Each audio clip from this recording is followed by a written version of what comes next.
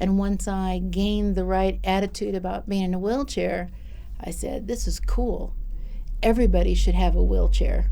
My legs never get tired. If I go to Disneyland, I get right up at the front of the line. I don't have to wait in line for an hour and a half like everybody else.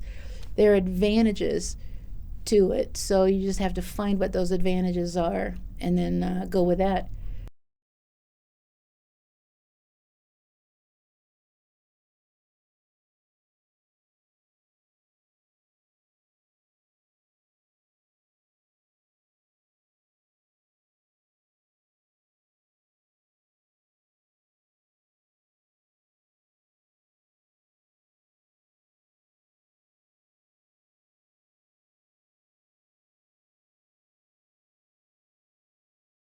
Do I get to snap this? You can if you want. Okay, good. So go ahead. My name is Mary, and this is my aha moment. Perfect. Let's do it one more time without the clapping. Okay. My name is Mary, and this is my aha moment. Perfect. So, Mary, tell me about your aha moment here. My aha moment came probably when I was in my early 30s. I had polio as a kid, and I always walked with braces and crutches, and was always told that walking is what I needed to do, had a lot of surgeries, whatever it was, to keep walking. And then finally in my early 30s, I started having more difficulties, and the doctor said it was time to transition to a wheelchair, and I said, no, I'm not going to do a wheelchair like a lot of people. You know, you think that's giving up and defeat.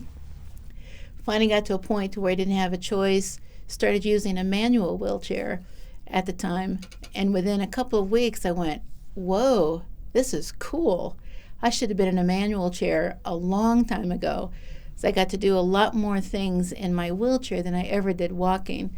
So it was this big aha thing that wasn't instant, took me a couple of weeks, but within 3 weeks I was playing wheelchair tournament tennis, and I had never played tennis before. I couldn't do tennis.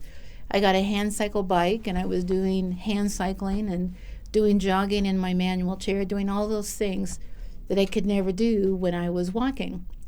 And in fact, now that I'm getting near retirement, I'm going to write a book called Walking is Highly Overrated.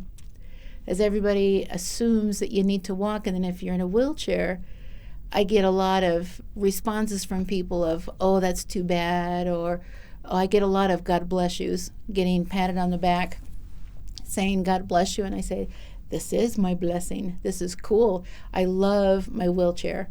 I teach psychology at the local junior college, and I talk about my students from a disability perspective, how being in a wheelchair is very positive, and there's nothing negative for me about being in a chair, because it's not the wheelchair that's the problem with most people, but it's people's attitudes toward being in a chair. And once I gained the right attitude about being in a wheelchair, I said, this is cool. Everybody should have a wheelchair. My legs never get tired. If I go to Disneyland, I get right up at the front of the line. I don't have to wait in line for an hour and a half like everybody else. There are advantages to it, so you just have to find what those advantages are and then go with that. So that was my big aha, thinking, wow, wheelchair is cool. Walking sucks. From my perspective, as a person in a chair. That's amazing. That's so unique.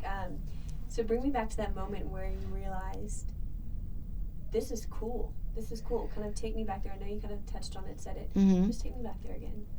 Well, it was this big thing of giving up walking, which I had fought so hard to do all of my life, to stay walking, and to give up, not to give up, but to start using a wheelchair, I saw as giving up on my goal of walking for all of my life. And then I realized after being in my chair that I could do so much more than I could when I walked. When I walked, it was very slow, very laborious, very painful, very difficult. Could never keep up with other people. In my wheelchair, I quickly found out that people have to rush to keep up with me.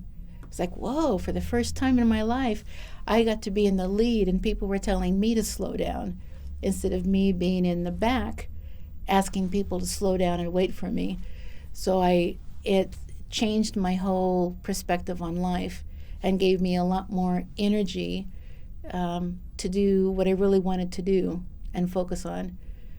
I started my master's program in psychology at about that time and knew that I could not manage a large campus, the physicality of getting around in a campus.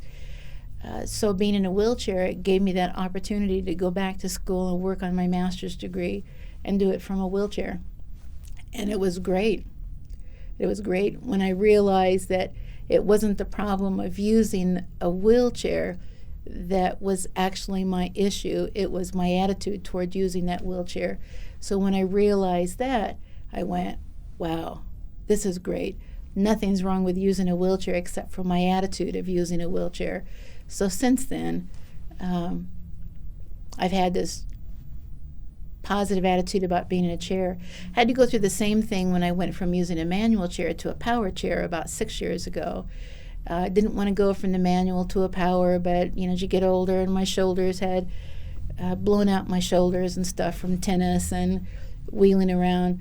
So I had to transition to a power chair. And at first it was like, I don't want to use a power chair. And then I got in the power chair and I went, whoa, this is cool. Now I can really go all day long and I never get tired. And this chair is great because it goes about 10 miles an hour, full throttle, and I can get about 20 miles on it.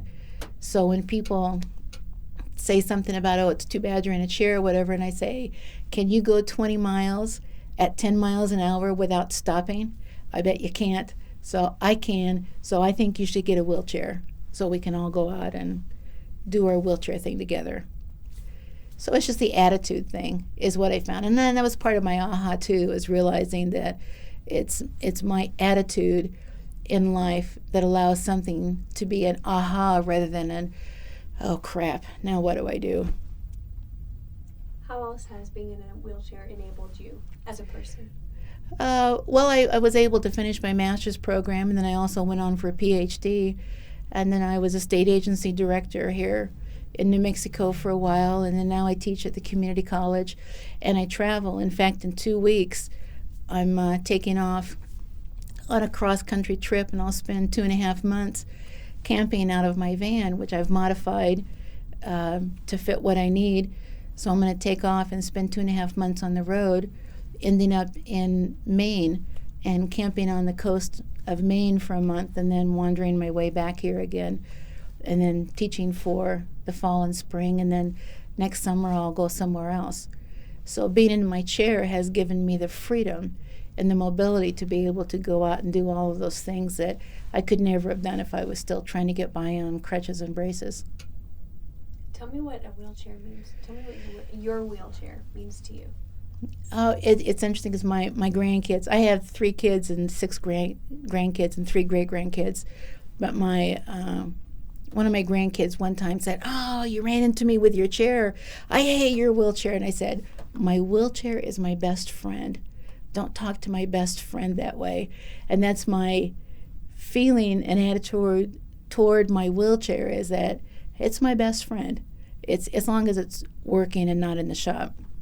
But it allows me the freedom to be able to get around. Otherwise, I would be sitting at home most of the time because I just wouldn't have the energy to even leave my house. But with this, it gives me that freedom to be able to go out and do basically anything I want to do. What is the greater life lesson in all of this? Attitude adjustment. It's not this. In fact, one of my favorite philosophies, and I share this with my psychology classes, and then I share it with my kids and grandkids all the time, is that it's not the situation that's the problem. It's your attitude toward the situation that's the problem. Any situation you can get through. You just have to adjust your attitude toward it. You may not be able to change the situation, but you can change your attitude toward that situation. And then life goes on. You make your adjustments, you modify, and you move on. People who are not able to make those attitude adjustments get stuck in those ruts, and they keep waiting for the situation to change rather than realizing that it's not the situation that has to change. It's your attitude toward that situation that has to change. Once you've done that, then you gain the freedom to do basically whatever you want to do. You have You have absolutely an amazing perspective on life. Dave, do you have any questions for Miss Mary? We've kind of sort of already gone over it, but what would you, we've sort of touched on it already, but what would you tell someone who has, just maybe been in an accident or has been diagnosed with something where they have to go into a wheelchair and they're sort of, now they have to adjust to this sort of way of life? What would you tell that person? I tell them it's a process you have to go through. It doesn't happen within 24 hours. The example I give to my college class all the time is that if I woke up in the morning and I was a man, I would go, oh my God, what am I going to do? I don't know how to be a man. I don't know how to buy jockey shorts. I know how to buy bras and stuff. But you change. It's not that being a man is wrong. It's just that you don't know how to do that. So it takes this adjustment time to go through. And then after a while, you say, well, this is pretty cool. Maybe being a man isn't so bad. So that's why I tell people if they've gotten into an accident and all of a sudden they wake up and they're paraplegic and they have to be in a wheelchair. You don't know how to be in a wheelchair, so at the time it seems like the most devastating thing in the world. What am I going to do? I can't walk. You got to give yourself time to go through the processing of adapting to being in a wheelchair. Research has shown that it takes an average of 5 years to make a transition from being non-disabled into being fully accepting and working with disability. So it takes time. In the first few months, you're going to be depressed as you make these adjustments. But again, it's the attitude adjustment of, I can't do what I used to do, but what can I do now? I tell people this all the time, my college class and my kids and whoever is that, and people who are aging run into the same situations. You can't do what you used to do 20 years ago. So rather than beating yourself up and trying to do what you used to do before, you readjust, change your attitude, modify, find the things that you can do. I can't do what I used to do, but now I do wood carving, which I love to do, easy to do. I travel, modified my van so I can travel and do whatever I want to do. So it's a matter of modifying your attitude and making those adjustments into what you can do rather than focusing on what you can't do. But it's a process, and if you're processing into disability, it just takes time. So amazing, so amazing. Great. Would you mind holding this, Dave? Dave's inspired over there. Would you mind holding this? We're just going to do what we did in the beginning. Say, my name is Mary, and this is my aha moment. My name is Mary. 1 second. There's a motorcycle right there. Oh, yeah. I love motorcycles. Actually, if I could afford it, I would buy one of those trike motorcycles that I could put my wheelchair on and take off through the country. But I can't. They're about $30,000. I can't afford them. Yeah.